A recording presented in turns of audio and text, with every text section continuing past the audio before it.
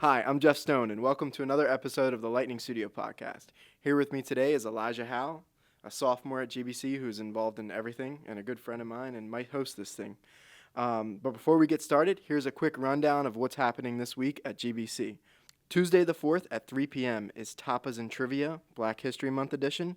The Gaming Club meets on Tuesday at 4 p.m. in the new Student Lounge. Wednesday at 4:30 p.m. is a Career Fair prep event with career services in the new Student Lounge. Thursday the 6th is National Soup Day. Come celebrate in the new Student Lounge at 3 p.m. for some soup and other different kinds of soup.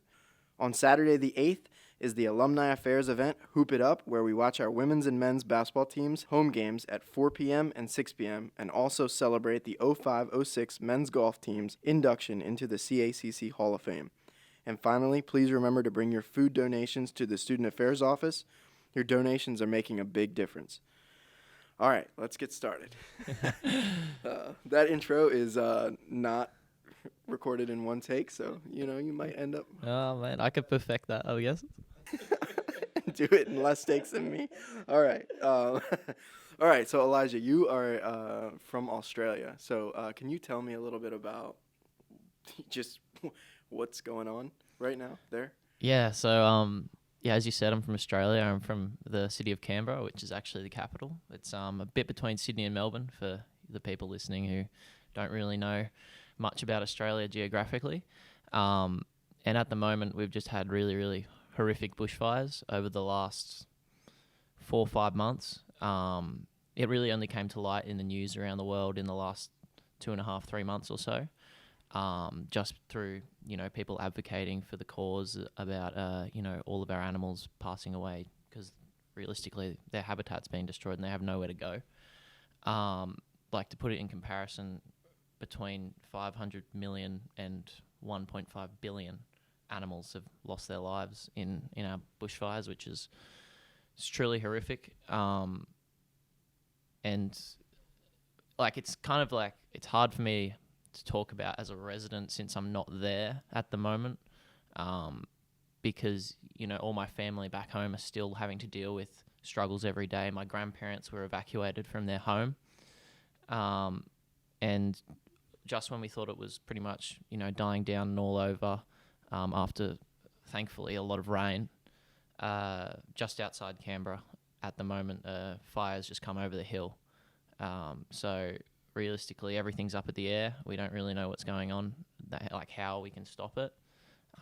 It's just Mother Nature taking its course. We can't do anything really about it. The only thing firefighters are doing at the moment is doing something called controlled burns, which is where they kind of estimate where the bushfires will be going, which is hard enough in itself due to wind changes every day.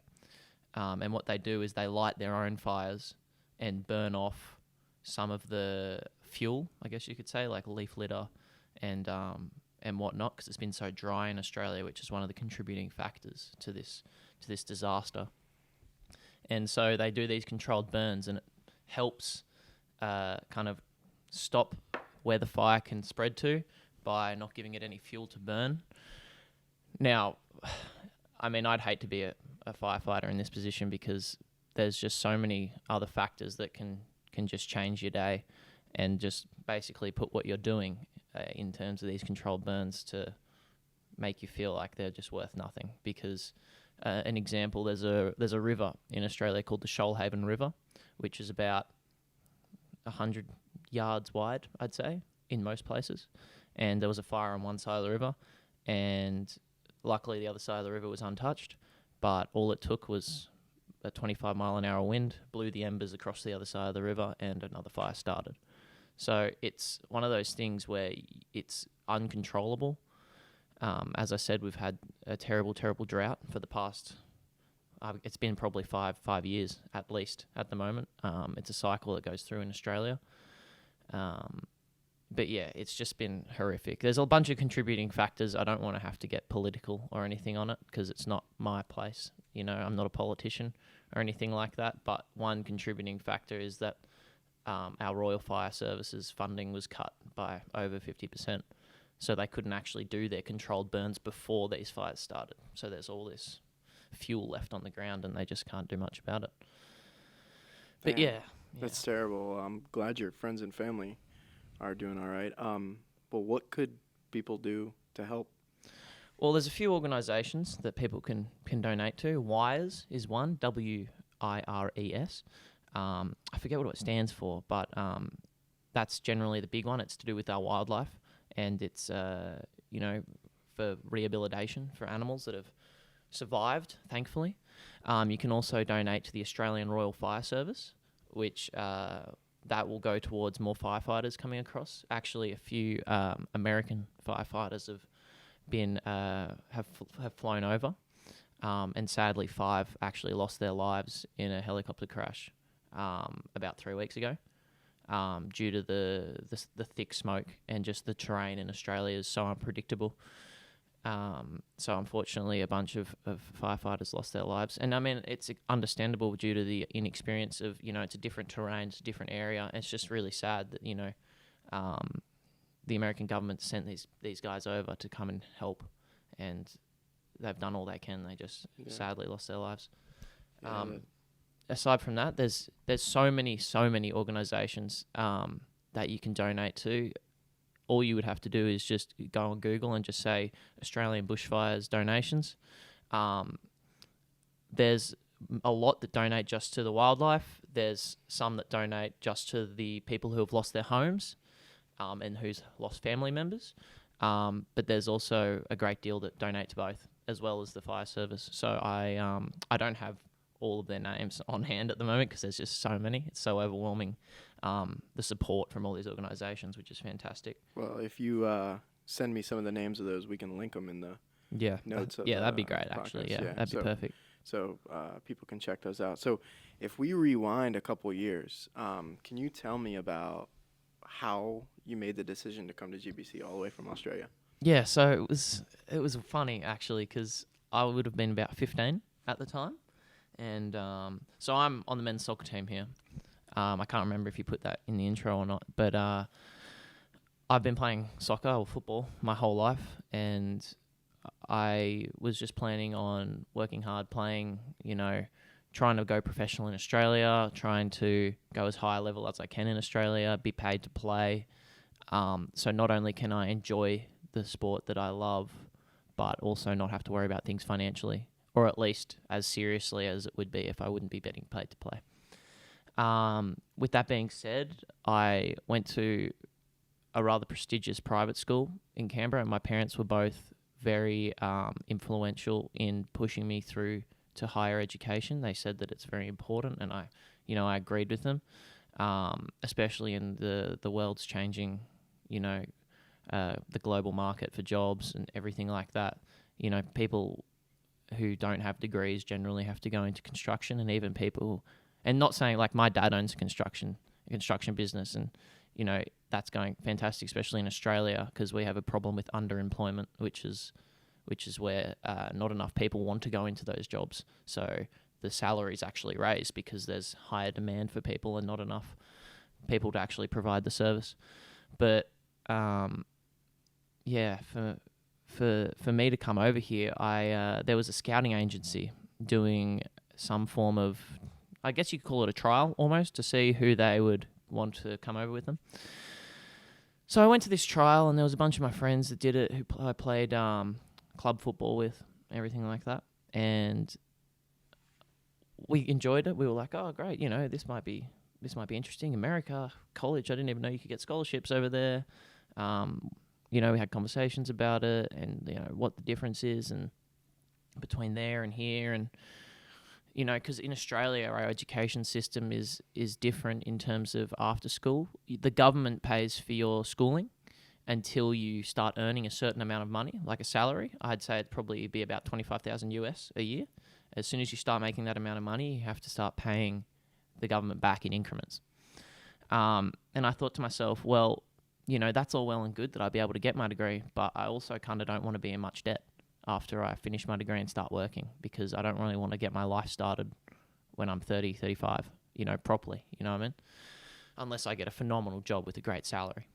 So I was talking to my parents and discussing it with them, and I decided that, this might be the best option if I can get a significant amount of scholarship to go over here and play football every day and and basically, essentially, I'm getting paid to play because they're covering a lot of my school fees, then I thought it was kind of a no-brainer. So after this trial, they said, oh, look, we'd love to have you in our program because we think we can push you towards colleges and we think that they'd love to have you. And I was like, fantastic, let's do it. So from that point on, from when I was about 15, I kind of had the decision in my mind that I would be coming over here. Coming like for Goldie Beacon, why I chose Goldie Beacon. Ultimately, it came down to both a combination of team prestige and scholarship. So in terms of team prestige, I came the year after the team had won the CACC championship and had gone to the second round of the national tournament. So I couldn't think of anything that would be better than that. You know what I mean?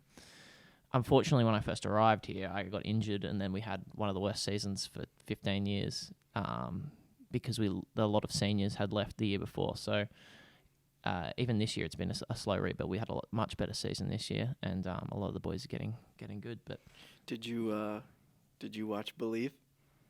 I knew you'd bring this up. We'll link that. Yeah. We'll link that in the comments too. So Geoff directed this documentary, and to be fair, it's a phenomenal documentary about the 2017 men's soccer team who won the CSCC championship, as I said, and went to the second round of nationals. And it was originally shot in 6 distinct episodes, and then it was placed all together towards the end. And the whole thing, the whole documentary goes for about an hour, I'd say, 53 minutes, something like that. 56. 50, sorry. In between the two, that's all right. And yeah, so I watched that. I was speaking to Ryan Dixon, the head coach, and he's like, oh, we had this documentary made by one of the guys at the school here. He's part of the film program that's being started up. Actually, he's the head of the film program that got started up. Look where we are now. And so I watched it, and it was... it was phenomenal. It was great team spirit, a healthy environment, not toxic, like I know a lot of schools can be in terms of like coaches and, training staff and everything like that. It just looked like a great bunch of blokes. I'm not sure if you use that term in America, but great bunch of guys. It works. Yeah, it works. There was another Australian on the team that I could talk to and message, Ethan Maguire. He was a freshman the year that they won, so he's a junior right now. He's the captain of our team currently, and he's just a good mate and a great bloke, and he was awesome to talk to before coming over. And it's also good to have a bit of home here to kind of relate to, which is good. And he had when he first got here, he had Cam Wilkinson, shout out. If you ever see him, love that guy. But yeah, no, of course, I can't imagine. But so when you came over, you got involved in the soccer. You came over because of the soccer team and the scholarships, but also it kind of like skyrocketed into a bunch of different things. And one of them, you acted in our short films. You were on the first year of the track and field team, and you also were an RA. I want to talk to you a little bit about like how all of that. Starting at the soccer team, coming to a small school, and how it's kind of you've been involved in everything, and just talk about your experience with the campus community. Yeah, so when I first got over here, because when I was in high school, I didn't really involve myself in anything. I just kind of wanted to relax and, spend time with my mates, and then just kind of go through classes day by day. Didn't really give it much thought, which now looking back on, I probably regret. But at the end of the day, I am here now, so, I probably wouldn't change much. But coming to Goldie, I first of all knew that I wanted to do some acting, and I knew that you produced a bunch of stuff here at the college, and you wanted to start to get Lightning Studio up and running. And I first decided to do that because so at the end of my high school, in the 12th grade, which is our last year of school, it's the senior year, I guess you could say, the year group has to put on like a play kind of thing. And it's written, directed, and acted by the students. Everyone has to be in it. And so I went to just audition for that. Never done acting before in my life, but I, grew up watching 10 movies a week. So I was really in love with film. And yeah, I thought it was just, something for me to come over here and do it. And then while I was there, it was something for me to do while I was there. And I happened to get the lead I don't know, it was out of 160 odd people. I was just like, oh, great, okay, I must have done an all right job. Might be okay at this. It's a nice hobby, or potentially a career. I don't even know. So, Chuck Hammond. oh yeah, Chuck Hammond. The distraction. Being a student's trying to distract me over there. We'll just throw a picture up because we. Thanks, Chuck. I appreciate that. Do you want to get us some food? Oh, he's gone. No, we'll just put his picture up. Funny guy. We'll put the latest TikTok up. Yeah. The latest TikTok. But yeah, so I came over and I first of all wanted to get involved with you and the program, Lightning Studio. And, you know, it was just a great bunch of people. Shelby McCall, Laney Davis, Dre Pearsall, and you and a bunch of others that, you know, made my first few months here really, really enjoyable and gave me something to, like, look forward to aside from, like, you know, soccer and stuff because, as I said, I got injured early on in the season. So I found myself, I wouldn't call myself, like, depressed or anything like that, but, you know, just a bit upset that I wouldn't be able to play because I took the year off as a non-compete or, like, a red shirt kind of thing so I could have a year of eligibility to do my Masters, which, realistically, I think is the best decision I've ever made. Because I will also receive scholarship for my master's year, which is fantastic. So when I came over here, I was like, okay, well, I might as well get involved in everything I can. So I went to a few of the SAC meetings, Student Athlete Advisory Committee. I went to a few of those, and it was mainly for like one or two people in each team to kind of take stuff back to the team.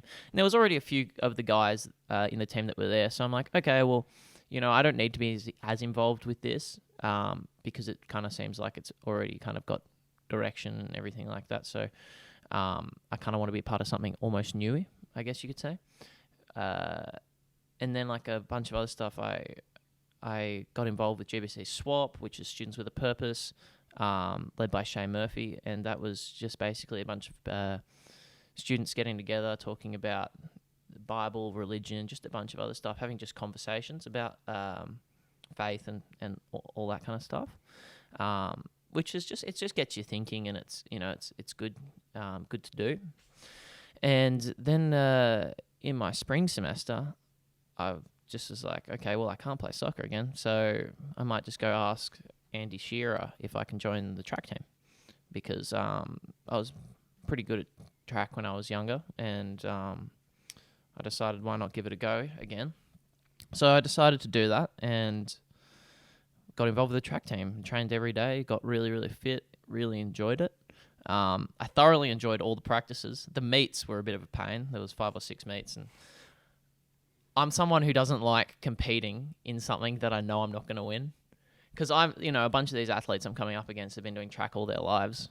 And, you know, I would just be coming, you know, 4th or 5th or something like that. Like I would probably, unless I'm going in like the lowest heat, which, you know, occasionally I would win. But it's like one of those things where I'm like, you know, I'm never going to be great at this. So I just want to kind of do it to keep my fitness up. And Andy was so accommodating and a really, really good coach and a great guy. And I'm really thankful for him for letting me into the team. But the reason why I decided to join all these things is because, I mean, Goldie as itself is already such a tight-knit community. So you can recognize people anywhere that you go. You can walk 10 meters and see someone you know. So, like 12 yards. Yeah, anyway you go. So I just thought, why not just get involved in as much as possible? And I highly recommend doing exactly the same to everyone else because, you know, college goes by so quickly. Like, I'm already heading towards the end of my second year here, and it feels like I got here yesterday. So I do seriously recommend anyone, even if you only go to one meeting for something, just try and get involved, you know, because I didn't realize how much I enjoyed acting until I got here. You know, I enjoyed it doing this play production, but I also thoroughly enjoyed it, you know, doing it with you and everyone else in Lightning Studio, and I wouldn't have realised that. And I wouldn't have realised how much fun I could have being a part of making something. And same with a bunch of other things that, you know, I'm the secretary for the Entrepreneurship Club at the moment, which does a bunch of great events, including TEDx. talks and a bunch of other things like Startup Grind, which is just talking about potential startup companies. So I think, yeah, like I was probably involved, like I probably went to like 10 different things when I first got here. And now I'm only really involved in 2 or 3. So one of those things that you now do is you're an RA. Yes. So yeah. all that kind of led in, and you're an RA this year. So you basically just answered a lot of the things all the questions I had. But tell me about your experience being an RA and what it's like kind of like, do you have that?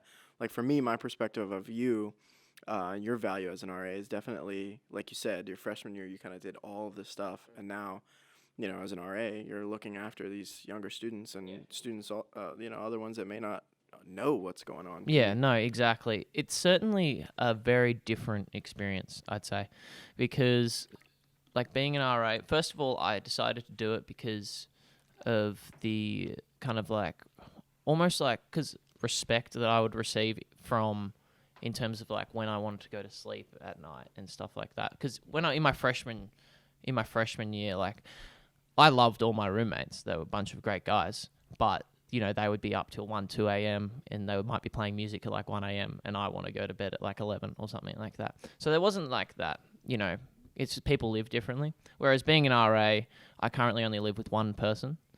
And, we respect each other's privacy. We respect each other's time they want to go to sleep, all this kind of stuff. And like, I prefer living kind of like that. And so that's one reason why the RA position really suited me. On the other side of that, there's also a lot more responsibility that you have to receive. From small things like making bulletin boards for the residents to look at what's going on in the month, to just little things like door decks, so who's in each room you can see on the doors. But mainly, I'd say a challenge coming from being an RA is, especially in the first half of this year, was being readily available. And that's mainly because I had so much practice. My class schedule was through the roof, and I was also involved in a bunch of other things. So I didn't have a lot of time to do things, and I fell behind in a few of the things like bulletin boards, everything like that. So this semester I only have class 2 nights a week, and I come in here pretty much every day and offer my service to try to, help out, because I kind of like felt like I fell behind. But it is a completely different feeling trying to, I wouldn't call it a role model, because I don't feel like a lot of people look at me as a role model in terms of my residents, but I'd say kind of being that person that people can come talk to about anything in terms of roommate disagreements and everything like that. And it's funny because like, I've got a bunch of basketball guys on my floor and they're all like 6'6", 6'7", and it's funny, them coming to ask me for like help when I'm kind of like, yeah, okay, like I can do that. It's fun. I kind of feel like older than I actually am, because I only just turned 20, and I feel like I've been put in a position of authority that is kind of throwing me in the deep end quickly, which is good, like, because I need it. Mm-hmm. And I feel like the benefit too is at Goldie, people always say that there's not a lot going on, but there is, and especially if you create it or if you find it or if you know what's going on and you get involved in it. And so the benefit of you is what's going on and where, where to direct people, where to tell people to get involved. Exactly. Like there's so much going on, especially like what you guys at Student Affairs do behind the scenes is ridiculous. A lot of people don't realize, we've got the same amount of options here at the school as, most big schools like UD, University of Delaware and stuff like that, but we've got 1/10 of the students, or like, so I think that there's like so much that people can be involved in. Even like as an RA, it's opened my eyes up to what happens even more so. And you can create things. Exactly. If there's not anything like for me, it was Lightning Studio. For Chahin and Artur, it's smart students in Youpendo, and shout out to them. They just launched the first version of their app, Youpendo. Yeah, which is fantastic. Man, we'll link that too. We're linking everything. Oh, we'll link everything. This is the third thing we're gonna link. That's nice. So your experience as an RA. So let's talk a little bit now about your acting. So you were in 3 short films. I think 3. Man, it's 3 now. First, No Glove, No Love. Yep. Then Assimilation, where you stole the show. That was awesome. And then Stash. What's been your experience like with those short films and working with Lightning Studio? It's been really, it's been interesting working on sets, different types of sets and everything like that. Especially seeing the progression of equipment that we've had over the time as well, and different things that we were able to do. So when we first did No Glove, No Love, which was done for the 48-hour project, I thought like, oh, okay, great. I'm being like thrown in, and I've got, a whole, speaking role. You had the like minor role. Exactly, there. and like I've got to be dressed up and everything like that. I'm like, oh, this is great.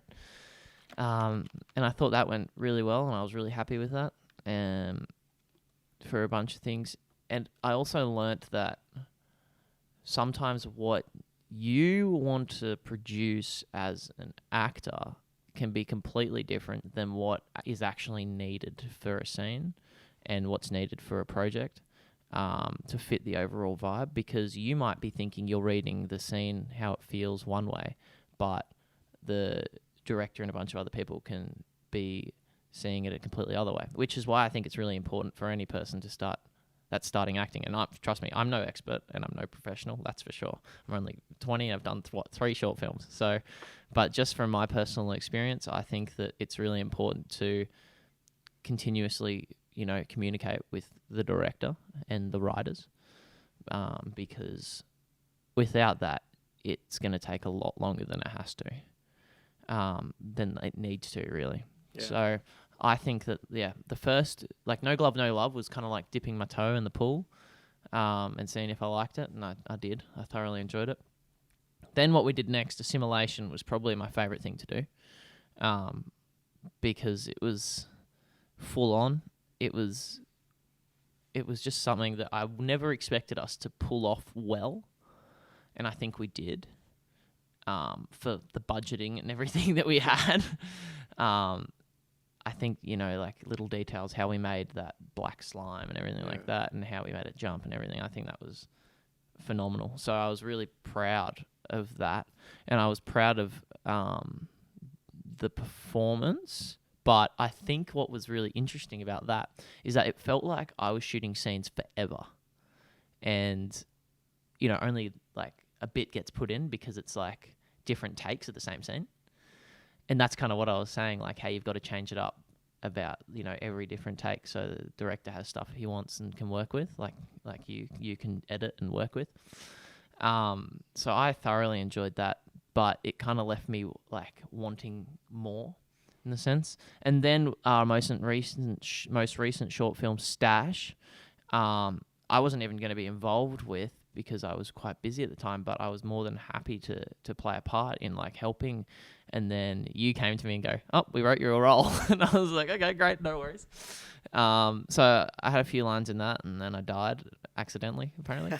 Accidental death. It was written in the script. But one thing, it was there. Look, it's a process. But one thing I wanted to talk about too, about just your acting and give you props, is so like we had that No Glove, No Love, that was like last year, and what really made me want to do more with you was practicing the lines. So by the time and this has happened to you every short film, by the time we film your scenes, it's end of the night, but by the time we got to your stuff, you had memorized the line and brought extra to the delivery. So we knew from once we saw you perform in No Glove, No Love, we wanted to extend on that. And with Assimilation too, just the effort that you brought to the script, because you hit it right on the nose with director and writer. I mean, for me as the director, assisting in the writing too, it's like the only way it's going to be good is if you work in tandem with a writer. Yeah, exactly. And then you also bring all of that perspective to the actor too. Well, you're a team. If one person tries to steal the show by being over dramatic, or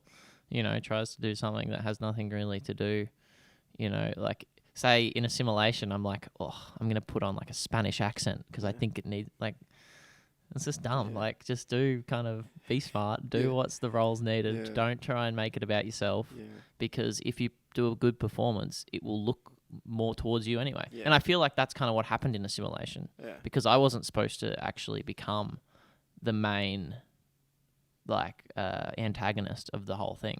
Yeah. But that's eventually what happened, just because the shots looked really good. Yeah. No, and your performance, we just kind of, like, the phase of filmmaking, the biggest thing for Assimilation for me was to practice that writing, storyboarding, filming, and editing. And through those 3 phases, the writing and the storyboarding, then the filming, and then the editing, you find the story through those 3 phases. So for us, we wrote this particular story where there's not one main character or one main antagonist, but it's just kind of like, here's a night, here's maybe a couple hours on a college campus, and work with what we have and who we have and show the process. And then when you get to the filming, you're like, what's working, what's not working? And what I really liked about Assimilation was it is kind of the closest to what we drew out in the storyboards. It was. Well, I Yeah. mean, props to you for drawing out every scene meticulously in your little sketchbook. As terrible as the drawings were, they did make sense.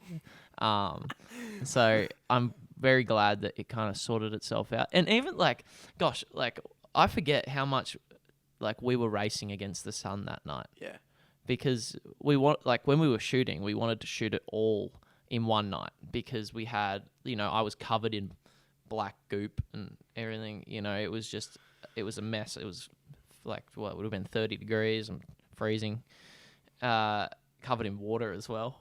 And it was a fantastic experience, but something I won't forget. But it was just, having to race against that sun. We're just like, all right, let's just get this shot, guys. You just have to be perfect, because the camera stabilizer kept dying as well.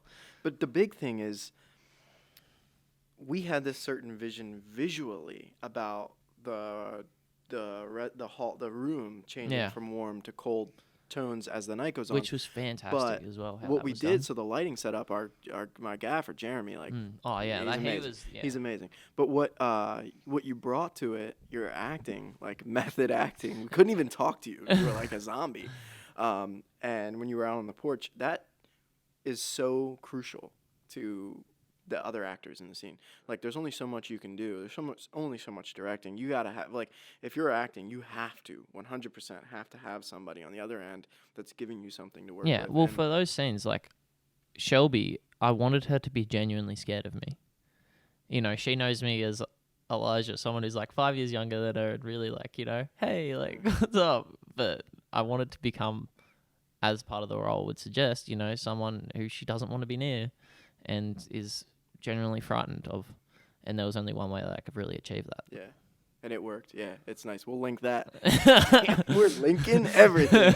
All right. So, now, and then there was Stash. Stash was interesting too, because you kind of, there was you played a side role, and I feel like not a lot of people saw you act, but you had a good amount of screen time. Yeah. You're, one of the minor characters, and so that's why after seeing those 3 together, we're looking to do another thing, and kind of have you as a star. Stay tuned. Yeah, we got to figure that out.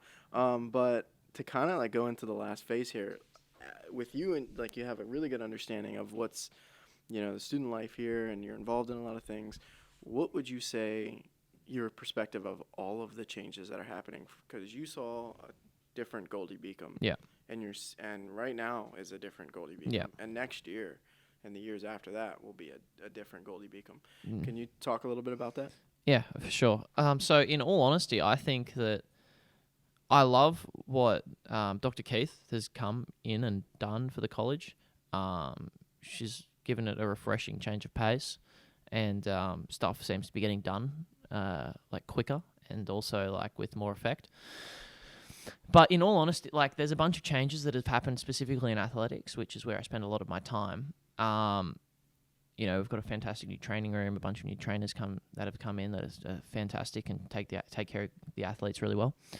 But what I see the school, this is in my opinion, I see the school kind of transitioning more into, it already is an academic facility.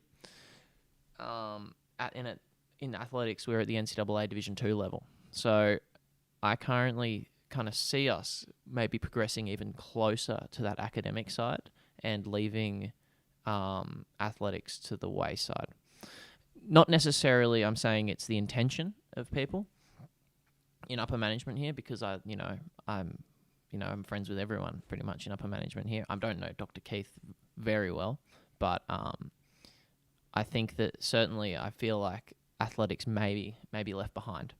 And as I said, it's not intention. I'm very sure it won't be by intention, but focus seems to obviously shifted. We've got new Franta Hall being built, which is a massive project, and we've also got a bunch of other buildings being built around the campus.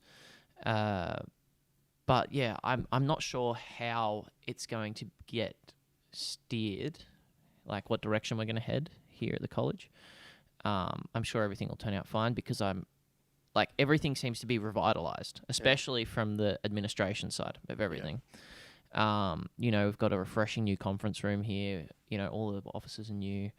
And you got appointed at the start of the year as head of new student programs. Mm-hmm.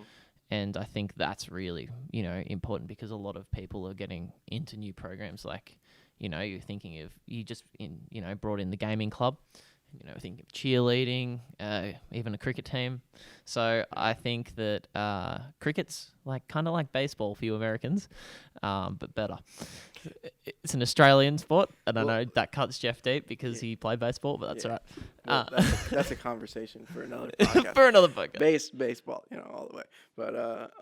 But yeah, no, exactly. I hear what you're saying. I think that it's interesting. I think that the big focus, especially at a college, is student life. And I think that with Jocelyn now, the amazing job she's done trying to push this forward, and Chuck, of course, always, and Dr. Keith is really, like you said, the administration really focused on how do we make this place, how do we grow in student engagement? And that's been, like you said, my focus too, is how do we get students involved, even when right now it seems so hard to get them involved. And I don't think that I see what you're saying is all the stuff is happening around. It might overshadow a little bit some of the things that are happening in athletics.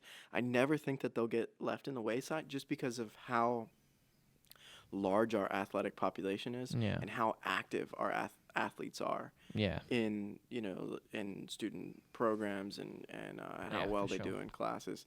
And so it'll be interesting to see when the college starts growing, when Franta comes in and we have more students living on campus, because the big challenge has always been, there's a level of engagement that you have from student athletes. It's so high. It's always been so high. And that's where I was lucky to live on campus with student athletes. And, you're here more, you stay more, you're more involved in the things that are happening. And then there's, the students who kind of, just want to go home and have their space. And especially with the older halls that we have, they have the kitchens and you really don't have to come out much. And then there's the commuters. And they never come, and it's rare. It's rare to have commuters involved. Well, that's why I think that Franta Hall is actually a great step for the college, not just on a basis of, we can house more students, but due to the fact that they will all be on meal plans, so they actually have to come to the main building and socialise to get their food. And I think that'll create a culture. It won't be instant, but it'll certainly become, I'd say, progressive over the next 3 or 4 years as students who, first came into Franta Hall when they were freshmen to when they leave as seniors, that I think that it certainly create a culture of, I guess you say, togetherness and, cohesive with everyone. And that, even because people have to come, they will have to come get their food. So events could be on at the same time and people are like, we're here already, we might as well go do stuff. And I think that's kind of what we're lacking at the moment. It also doesn't help that we don't really have any areas here at the moment because it's under construction. That's a bit frustrating, but, you guys and administration are trying so hard to create events. We've got a Super Bowl party this Sunday in the new student lounge, which is great. But I kind of agree with you how they, they're trying their best to make the best of a bad situation at the moment in terms of not enough space. Yeah, there's so much happening, and I can't, imagine with some of what some of the people are doing, trying to keep up with it all, plan it all, and keep it all moving forward. But to go into the next thing I wanted to talk to you about, what is it that you want to do after college? Yeah, I know So- that's a surprise question there. It's a good question. Yeah. Realistically, in terms of realism, I'm haven't got a specific field that I want to go into. I'm studying business administration, which is focusing in international business management. So I haven't got a field that I really want to go into. I might go work at a law firm. I could go work at a bank. I could go work at an accounting firm. I could manage a construction company, my dad's construction company back home. I could help him out with that in terms of finances and everything like that. So there's a countless number of options for me. So I haven't really landed on one as yet. I'm still in love with football. I still want to try my best in football. But, that's a shot in the dark for anyone. But, that's always the goal and dream of every kid who wants to play sport one day. Aside from that, I haven't really got a direction I want to go into. So I'm just giving my best shot possible to have as high a GPA as I can, so I have as much options as possible in the future. But yeah, I couldn't honestly give you a definitive answer on that. And you're still so young, like you have so much time to figure it out, and it's fine, like just to pursue different things. And but another thing I kind of wanted to lead into is like, do you feel like that your time at GBC, like, because I've always felt like what I learned extra, of course, what you learn in the classroom, but also what you learn, dealing with people outside of that, the organizations and stuff. I felt like it has prepared me for the things that I want to do. Yeah. Do you feel the same way? Yeah, for sure. One thing I've learned that's surprising is that it's not surprising, but connections are so important in every facet of life.